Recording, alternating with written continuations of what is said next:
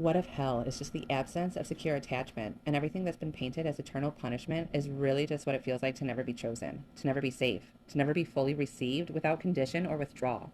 Where the flames are the inflammation in a body that's lived too long in survival mode, and the torment is the inability to rest because vigilance became identity, and the gnashing of teeth is the jaw clenching of a child who learned early that their needs made them undesirable.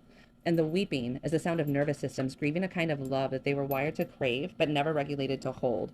And the outer darkness isn't a place but a state where disorganized love is called holy and absence is called testing. And abandonment is spiritualized and served from pulpits as pruning. And the voice that says, "Depart from me, I never knew you," isn't wrath but recognition that intimacy was never truly allowed in, not by God, but by the fortress of protection built around the heart that called it faith. And the kingdom wasn't missed because it was far, but because it was within, and no one ever taught the body how to trust what was inside.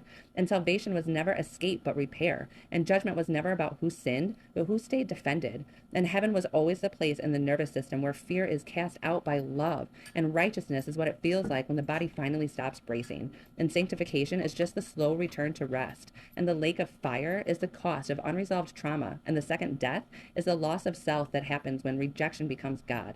And maybe God never left, and maybe the gates of hell were never built by him, but by the terrified parts of us that mistook abandonment for holiness, and fear for reverence, and silence for severity, and we called it obedience. But it was just unhealed attachment dressed in religious language. And maybe hell isn't the place God sends the unworthy, but the place we stay when we don't yet believe we're loved. And maybe the real judgment is that love was always present, and we couldn't receive it because the church confused fear with reverence, punishment with correction, shame with sanctification, and called trauma theology. And no one taught the nervous system how to recognize mercy without mistaking it for manipulation.